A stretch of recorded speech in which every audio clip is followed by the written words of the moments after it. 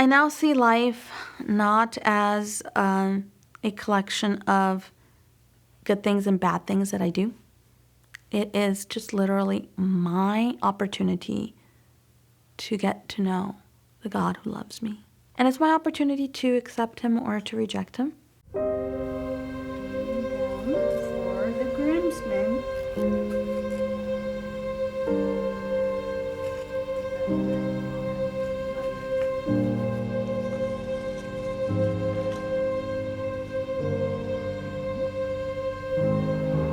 I grew up around religion all my life. I grew up around it. And what I learned from that was that God had a list of things, the good things that he wanted you to do. And then there were bad things you're not supposed to do. Somehow I have to appease this God because he's a little bit angry. Because we've been bad. I've been bad. So he has every right to be upset. So he's upset, but somehow I need to do things to kind of gain some affection or at least keep the wrath away.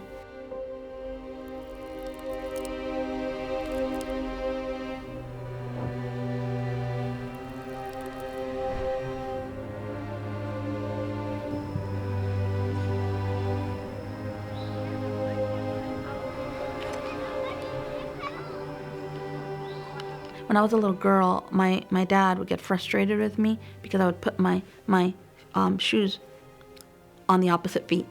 And so his way of teaching me was to come and crush my feet with his feet. And of course, I'm little and he's big. That didn't feel nice. And I didn't like it.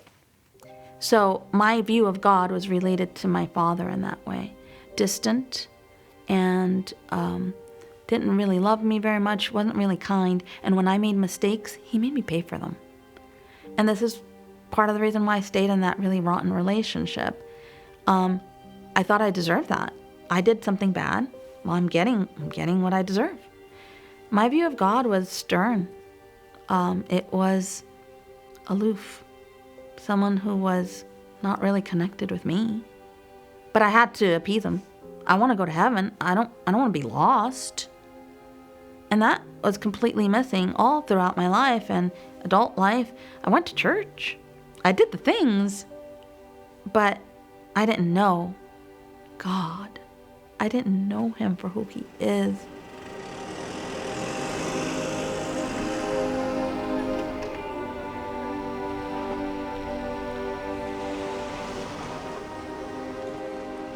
We ended up coming to the United States. My mother had to come with me. The rest of my family were able to get visas, so they came, but for my mother and I, we couldn't. We had to find a creative way, and that was through traveling through Central America, and then meeting up with Coyotes in Mexico, and then crossing the border. At the border crossing, for some reason, the Coyote convinced my mom that it was a better idea because the journey was rough, it was at night, and there were dangers that we should be separated and that she should take me. She had a passport with a girl's, some other random girl, and she was going to put me in the back of the car, pretend I was sick, and just drive me through the U.S.-Mexico border using this passport. So my mom agreed. And my mom went her way to go through her crossing. The woman, she took me in the car and she smuggled me into the United States this way. When I arrived at the stash house where all the people that were crossing the border, it was like a mobile home. I was 7 years old. It was May, and I remember that there were so many people in that house.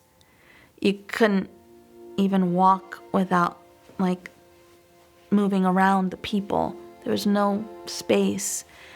And in the midst of all these people, I was looking for my mother. I looked for her and I waited. And I went out and I waited and I waited and I waited for days. And my mother never came. I don't really have a lot of memories about eating living during this time.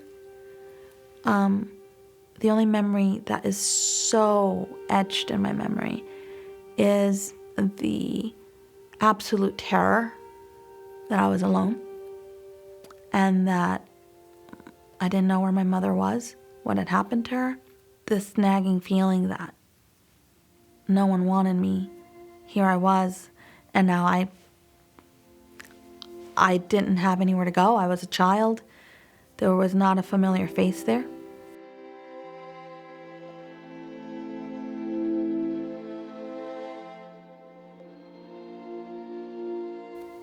I finally heard from my family through a phone call.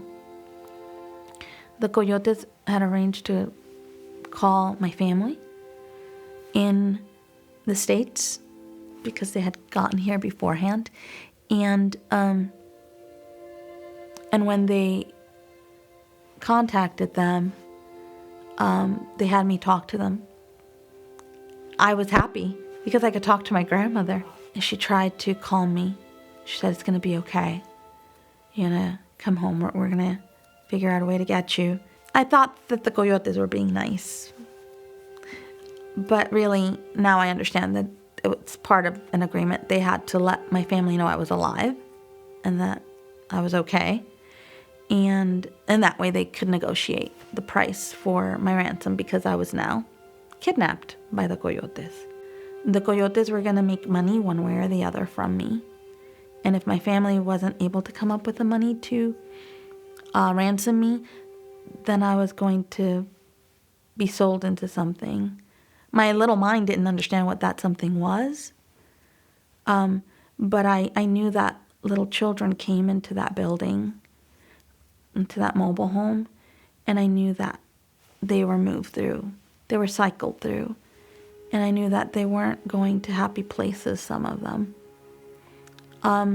Now I understand that that was human trafficking and that either I was going to be ransomed or go into sex trade or who knows what else. But my family ransom money, and my aunt, bless her, she traveled from New York City to El Paso, Texas, and she met with them in a hotel, endangering her own life, not knowing whether they would kill her, take the money, and keep us both, or who knows what.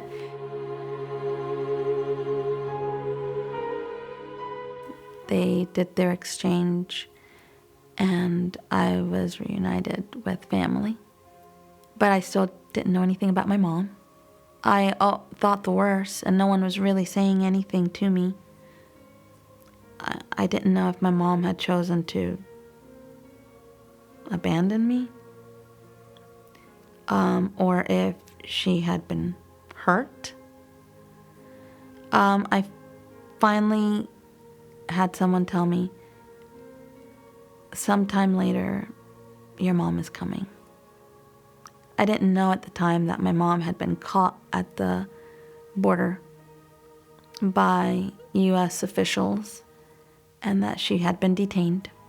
My mom ended up meeting a friend of the family who was a U.S. citizen. He spoke no Spanish, and she spoke no English. But somehow, I don't know how, they connected, and they got married. Just in time for her not to be deported. This was great. My mom had found someone, and she had settled down. He was a very good, responsible man. He was police officer for New York State. He was an older man. He was financially stable. He was everything my mom could have wanted. And she loved him. And he loved her. And they went on to live 26 years happily married.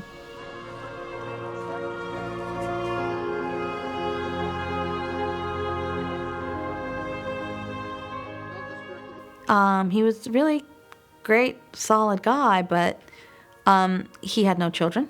He was an older man, and he did not want children. So their relationship was for them, and it was good. It was good for them, but I didn't fit into that equation at all. My grandmother kept me, but I knew that that wasn't my place. I knew she did that out of a good heart, but I knew that wasn't my place. I knew my parents were moving on and having their own lives, and they didn't have space for me in their lives.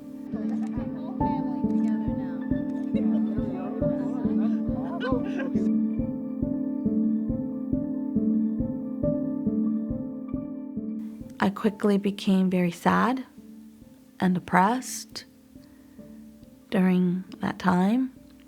There was an issue of sexual abuse and incest, and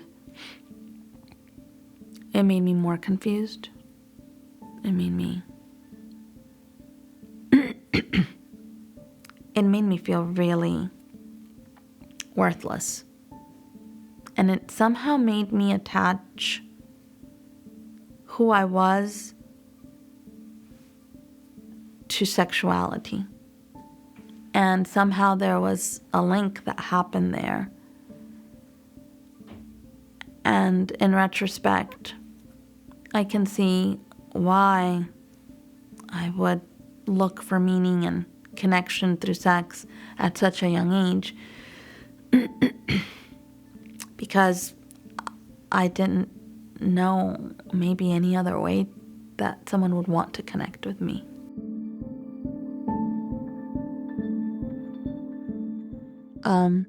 By the time that I was 12, I didn't think I wanted to live anymore. I thought that I would be better off dead. And I wanted to act on that. I think what kept me from committing suicide at that point was that after everything was said and done, and after my own failed attempts, I realized that I was probably going to be worse off because I didn't know of an effective way. Later on, I found out things. After I was born, my mom was homeless for a period of time with me. She expressed sleeping on park benches with me. She expressed hiding under buildings with me. I didn't know that even my early life had been chaotic that way. I have no memory of it. But for her, having me represented a loss of so much. And although she loved me, it was hard for her to find a way to live in connection with me.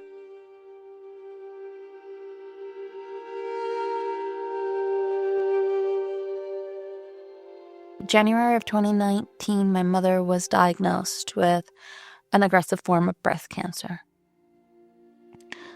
She went for treatment, and she went to a complementary type of cancer care center.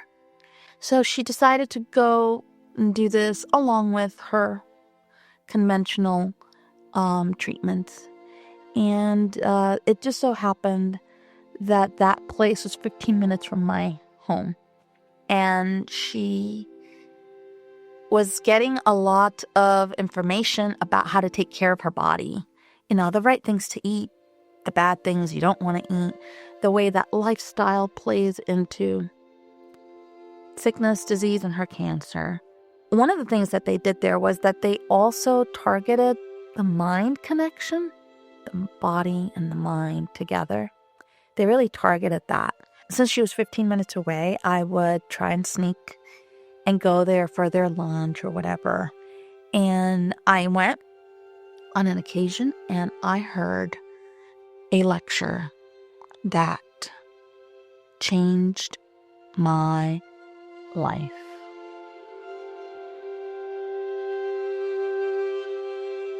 It felt like this is the missing link. I had tried religion. I had tried being good. It was the thing that I needed to make sense of the world I lived in. During that time, I had been dealing with 10 years of PTSD and the anxiety that came with that, horrible nightmares constantly regarding my previous marriage. And during that previous marriage, because there was a lot of physical abuse and a lot of that happening, I was reliving this in my dreams. I was reliving it. And if I was even in the courthouse with my ex-husband, my heart was racing out of my chest. I felt physically dizzy, ill. I felt as if I was going to collapse. Even though there was a bailiff and police and he couldn't harm me. And although there was a restraining order, he couldn't come see me, he couldn't come get me, the hurt lived in my brain. It was there. It happened years before. But it constantly continued to happen to me. I was being victimized again and again and again, and I couldn't stop it. When I see patients in my practice, they all come with the same problem. The problem is they think someone else is their problem. And the idea that someone else is my problem is leading to nowhere. Because if someone else is the cause of your problem, or if what someone says or does is the cause of your problem, can you control what the other one is doing or saying? No. There is no way in which you can control the actions or the sayings of another person. That is in their sphere of action to control, and you can only control your own actions and your own words. So if you move to any place in the world, you will still take your thoughts with you. And the problem is not the person that is doing the evil thing. The problem is your thoughts about that situation.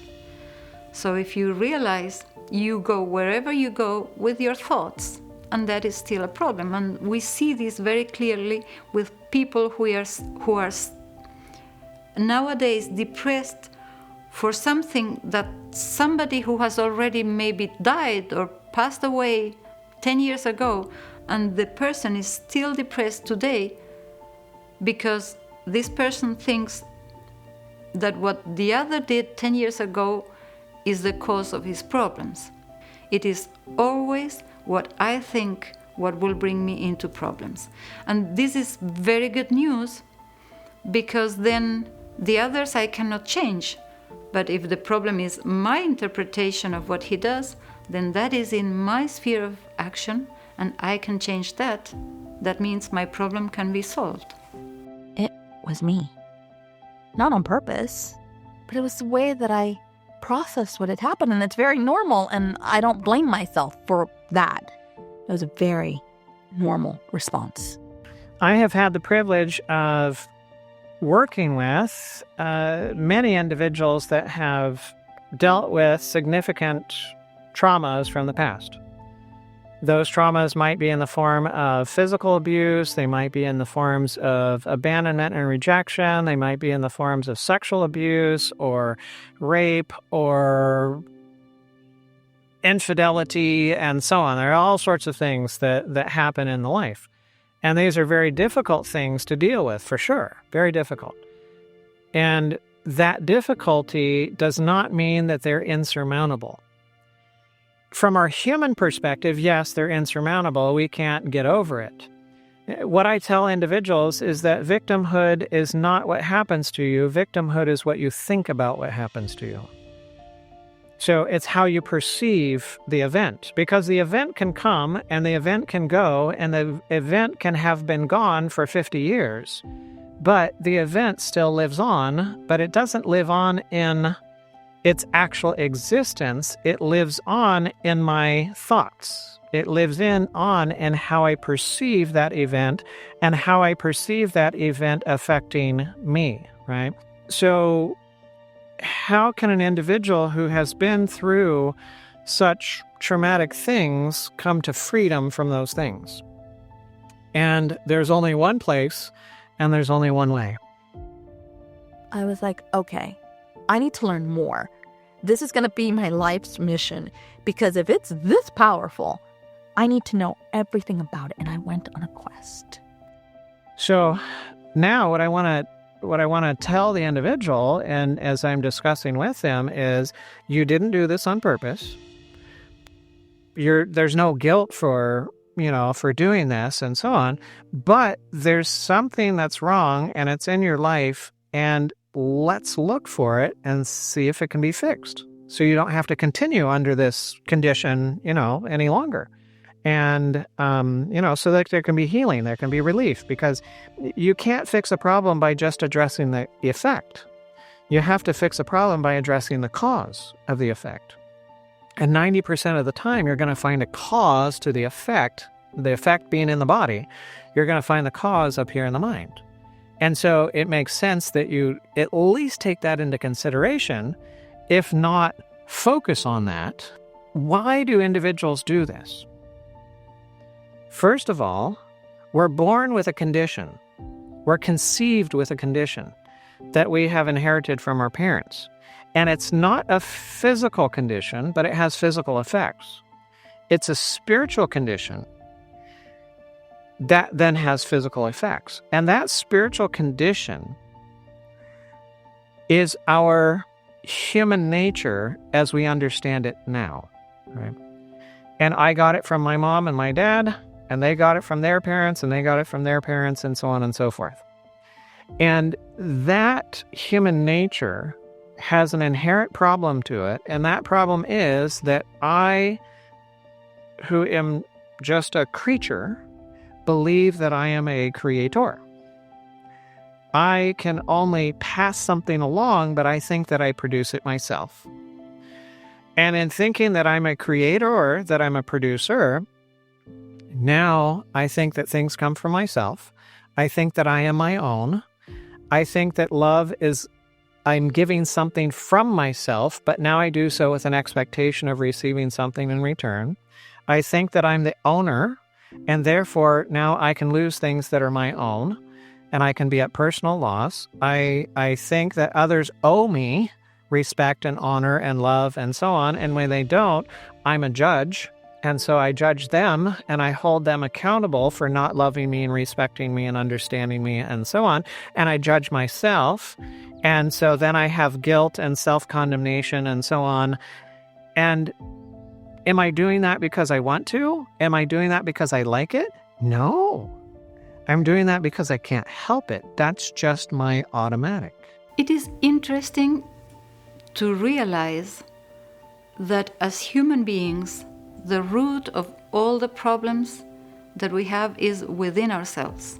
Even though we think it's outside, but we have already seen that's a deception. The problem is within ourselves, in our identity, that makes us interpret things in the wrong way. So the problem is within, but we must now realize that the solution is not within myself, but it is outside of me.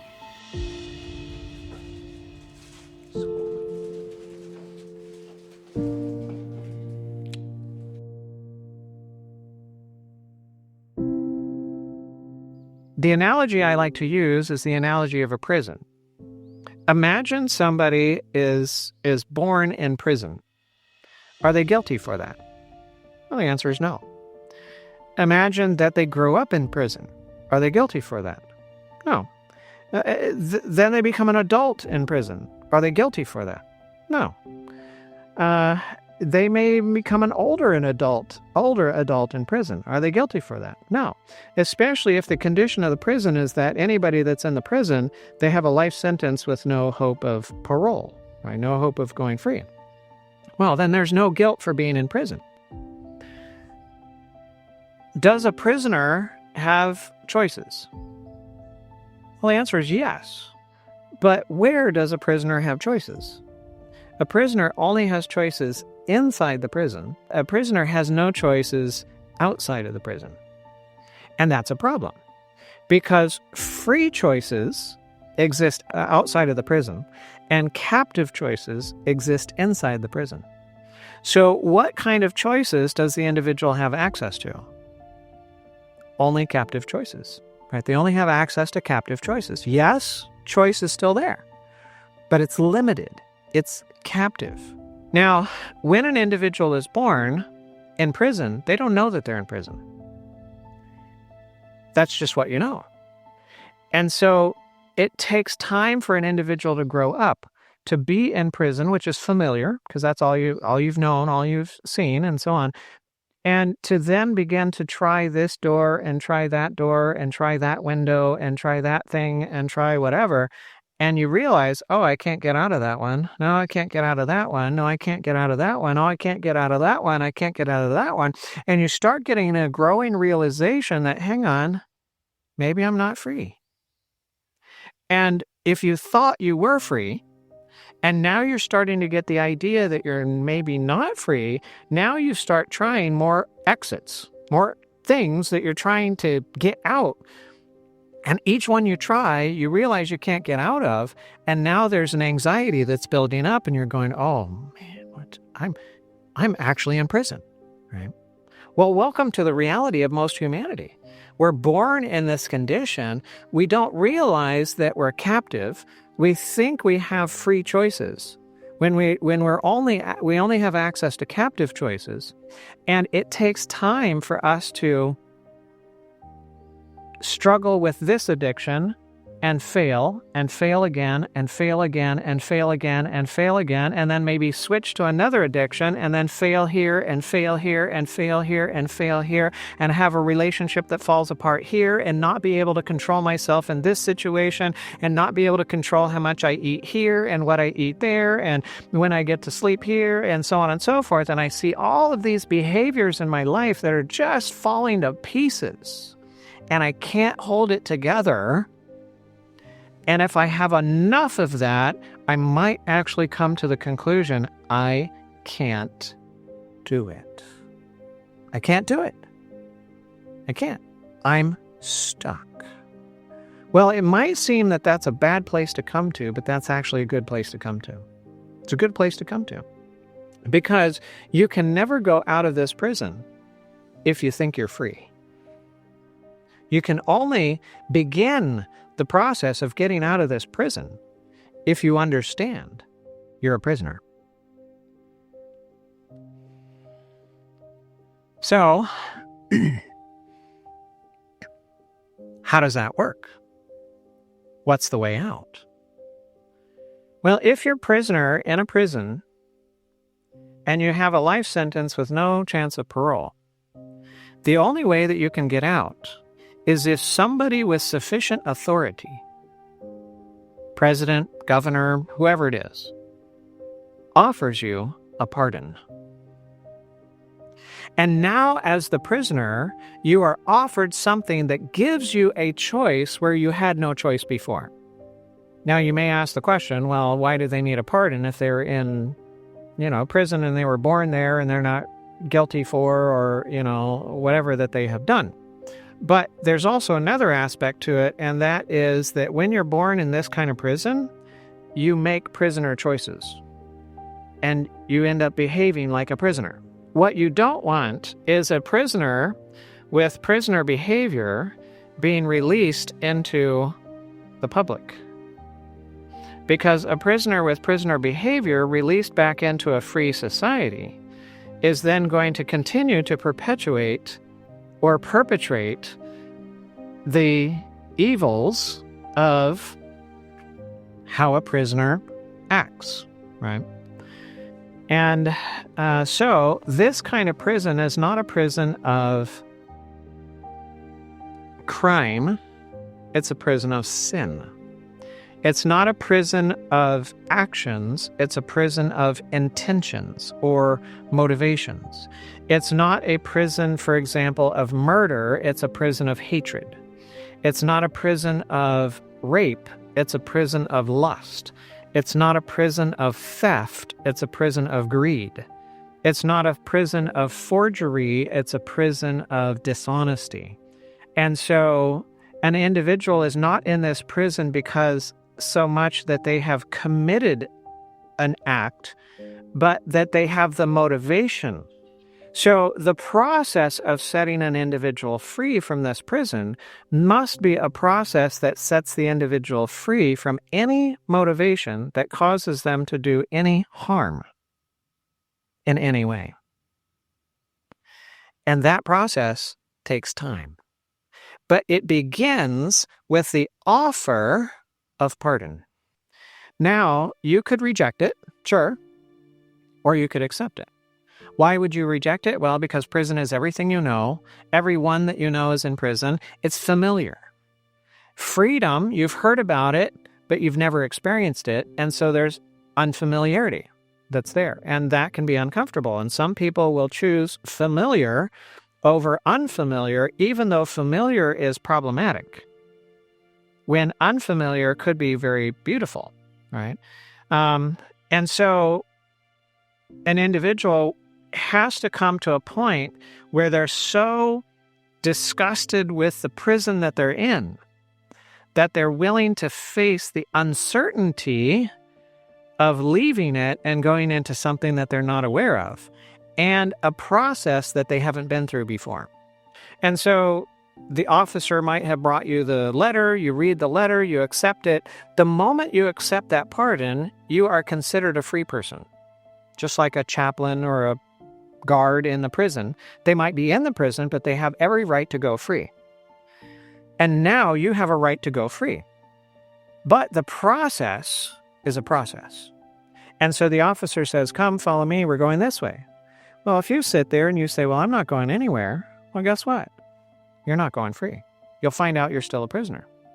And if the officer says, come, follow me, we're going this way, and you run and you go off that way, well, you'll find out that you're still a prisoner. And if the officer says, come, follow me, we're going this way, and you run past the officer and run down that way, and you bang on the door, get me out now, well, you'll find out that you're still a prisoner.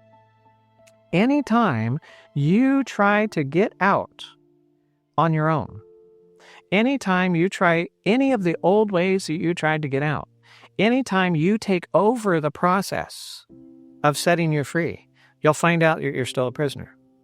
But any and every time that you cooperate with the process and the one who's setting you free, it will work. And you tried that door 1,000 times before to get out of it. And now when the officer says, come follow me, go to that door. You follow them and you go to the door. They say, look up at the camera. You look up at the camera. And the door opens. And now there's another corridor, and there's more instructions, and there's another place, and you get to do this and that, and so on and so forth, all in the process of setting you free.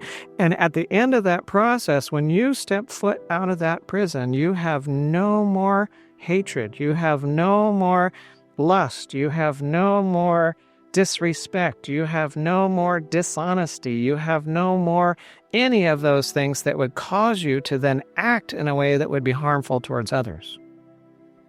When I was in prison, I only have access to prison choices, captive choices. Outside of the prison, I only have access to free choices. What about in the process? In the process, it's different. Because in the process, it's a question of, am I cooperating with the process right now, or am I doing my own thing right now? How easy is it for me to revert back to being a prisoner? It's like that. So easy, because it's the norm. It's how we've lived. It's like our default, right? And when we bring this analogy into the Christian context, we recognize that it's the grace of God, His goodness to us that we don't deserve, that has offered us the pardon. And He offered us the pardon not by simply saying, okay, everything that you did is okay, we're going to set you free. He did so because His Son offered to come and pay the penalty of what was deserved for all of the things that were done. He takes our place so that we can go free. And His Son, Jesus, in his nature, had access to captive choices, but he never made captive choices. He only lived by connecting with his Father, binding himself by trust to his Father and by faith taking from his Father, and therefore had access to free choices, and he lived by those free choices day by day by day, perfectly throughout his entire life. And in the gift of Christ, you and I are offered the same access to divinity, so that by faith we can have access to free choices, when in my humanity now I only have access to captive choices. So in the process of going free, when I accept the grace of God as my own, when I accept Jesus Christ as my Lord and Savior, now I have access to free choices, but I still have an old nature that has access to captive choices. And now the real battle begins. There's a progression that happens in my life where I learn how to live more and more by faith in Christ, and less in falling back into the old fallen nature. Until at some point, by God's grace, I step foot out of that prison, and I will never go back. The solution was designed by God in the person of Jesus Christ. And now the solution which is outside of me, I must make it my own. I must take it and go through the experience of the life exchange.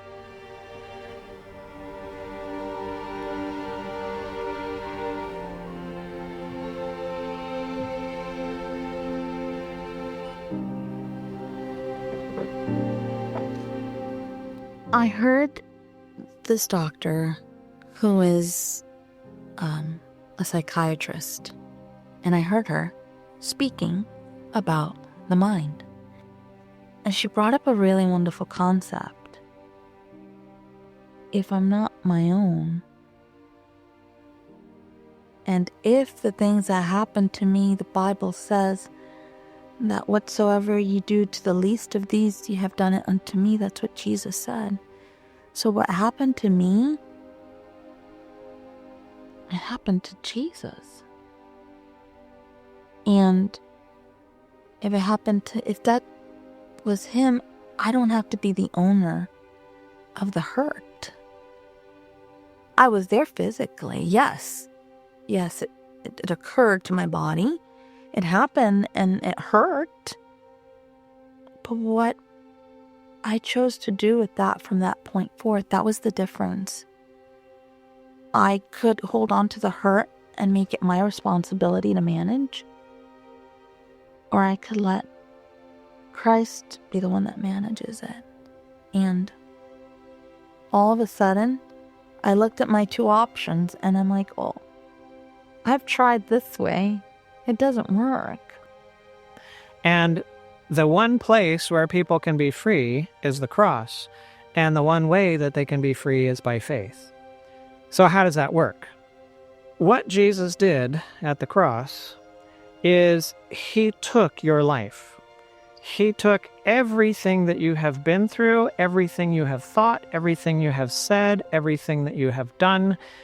All of your life he became, so that he enters into your past, your history, your life, your timeline, and he takes your parents, he takes your upbringing, he takes the neglect, he takes the abuse, he takes the molestation, he takes the Prince Charming #1 who was not so charming and became abusive and unfaithful and so on. And he takes all of the life that you had and the experiences that you went through, and he takes the fact that you took those things personally. And you took it as though those individuals, what they did was your issue. And it was your problem rather than it being their issue and their problem, and seeing it from the wrong perspective and responding to it from the wrong perspective. Jesus took all of that of your life and from you, and he put it to death in himself on the cross. And being the one that they said and did those things too, because in reality, he took that from you. He on the cross said, Father, forgive them. They don't know what they're doing. In essence, he was saying, Father, forgive them. They're crazy. Right? They're crazy. If they knew what they were doing, they wouldn't do it. But forgiveness for me was, you did this awful, terrible thing to me, but I'm going to be a good Christian person, and I'm not going to make you pay for it. I could, but I'm not going to, because I'm a good Christian. I learned a new paradigm, a new way of forgiveness, which is only God is the judge. He's the only one that's the responsible agent to administer justice. The world is his, I'm his. Only he could administer justice. I no longer have to carry the burden of, you owe me, but I'm gonna. No, you don't owe me anything. When I did that, the nightmares that had plagued me for over 10 years, gone. They were gone. The anxiety that I felt if my ex-husband was in the same courthouse as I am, gone. From day to night, like from that moment. It didn't require 20 years of therapy. It was fantastic, is the best word I can say. Today, I actually have a friendly relationship with my ex-husband. I was able to go to him, give him a hug, and he cried and said, I'm sorry. I'm so sorry. And there was no fear. There was no anxiety. There was no racing heart. There was no dizziness. There was no, I'm going to faint. I'm going to go on the floor. Nothing. There was peace. There was peace. What was broken was made whole in my life. And Jesus understood the truth, and he understood that if they really saw things the way that they really were, they wouldn't ever do any of those things. They would not have molested you. They would not have abandoned you. They would not have been unfaithful to you. They wouldn't have done any of those things if they truly would have understood the truth. And so Jesus understood that what they did because they were in the captivity. They were in the prison. They only had access to captive choices. And he yearns for them, he hurts for them, he desires for them to be free. And he also knows that I don't respond with the victimhood because I'm free. I respond with the victimhood because I too am captive. And I can't do otherwise. And so, as my Savior, he takes my place, and all of the things that have happened to me, all the ways that I've thought about it, and so on, and he puts it to death in himself. And in exchange, he offers me the gift of his life, where he never harmed anyone. He never did anything wrong. He had a perfect life, a perfect everything, and he had a perfect perspective. So that when individuals did things that were wrong to him, which was true, he recognized that what they did because that was in them. That was their issue. That was their heart issue. And yes, they might have been doing it in his direction, but it wasn't about him. So he didn't take it personal. And he also recognized that he came to represent his Father, so he was taking of his Father's love and his Father's goods, and he was passing that along to others like the parcel delivery guy. And if they took the packages of God's love and threw them on the ground and stomped on them and slammed the door in his face, he didn't take it personal as if it was about him. He recognized that what they were rejecting was not his love. They were rejecting his Father's love because he came to give his Father's love. And so it was an issue in their heart, and it was against his Father, not against him. So he didn't ever take it personally, and he never stopped loving them regardless of what they did. Sadly, it wasn't until she was actively dying that we were able to connect. It was so beautiful. It was the most beautiful thing because we understood what the problem had been all along. And the problem had been that she kept looking for me to fulfill her, and I kept looking for her to fulfill me. And when we obviously failed, there was so much tension throughout our lives and so much hurt. I wish I would have known and understood things in a better way than I did throughout our whole relationship. But I tell you, I am so glad that before she died, we sorted it out.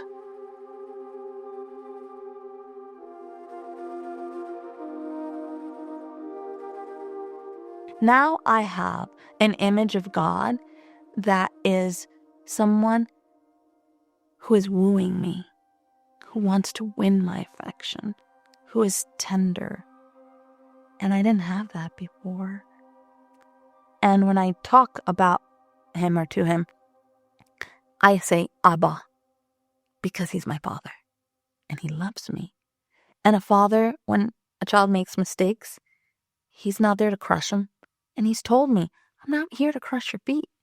I'm not here to crush you. I'm here to lift you. He's my helper. He's my good friend. He loves me.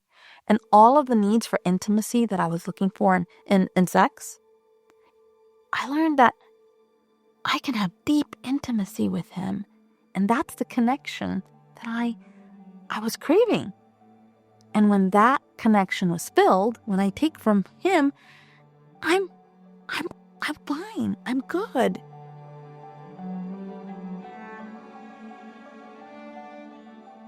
So I learned this whole new concept, and I was wondering, okay, well, maybe if my mind and my relationship is resolved, maybe then I can have some resolution in my bodily symptoms. It worked for my PTSD, so maybe it'll work for my eczema. I thought the stress, I spent about 1.5 years caring for her. It was just, a lot of caring for someone you love, but someone that you don't get along with perfectly. You don't get along well with. I thought when she finally dies, because she went into hospice, and I thought, oof, my eczema is going to be terrible because stress, I have known throughout the years, it makes the eczema worse. So I said, oh boy. I was prepared to have terrible eczema. Actually, my eczema, which never went away, went away. So I was like, how is this possible? I just went through the most traumatic event of losing my mother and going through all this crisis. And not only did I not get sick, I got healthier. And then I said, but I had a resolution with her. I had a resolution with her. And that made all the difference. Resolving my relationship with her was the catalyst to helping my health in ways that no other therapy could. And I've tried a lot of things.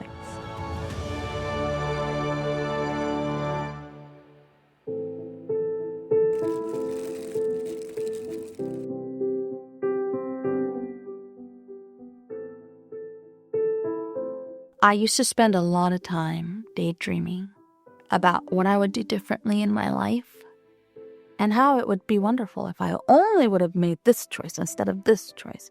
How I made things a mess, but if I could have done this, it would have been better.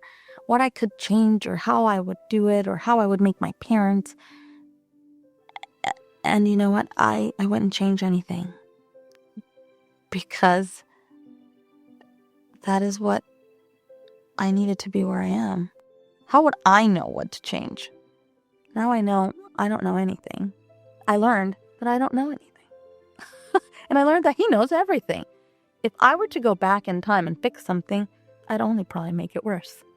So, I trust him. The past is not my business. And the future's not my business. The only business is, what am I doing here in the now? If people have hurt you, and if you feel like what you're living is not enough, there is so much more. You don't have to stay broken. And you don't have to spend years in therapy. And you don't have to try new things. And there are many different things that promise to bring you relief. I firmly believe that if we learn this and understand this and apply this, our lives will be completely different.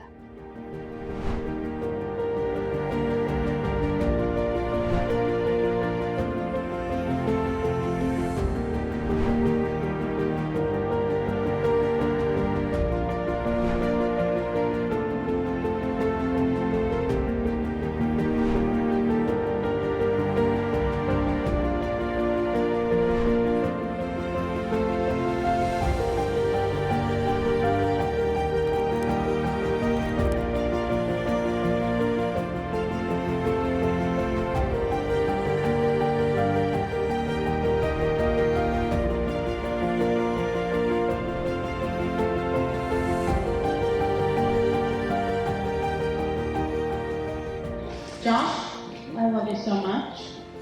Thank you for being patient with your mom. When you came into my life, I was just 14 years old, so I didn't know how I was going to keep you alive. I thank God that here you are. And I'm thankful because I got to grow up with you and see this wonderful day. And I know that it's a gift from heaven. And you're my heart. I love you.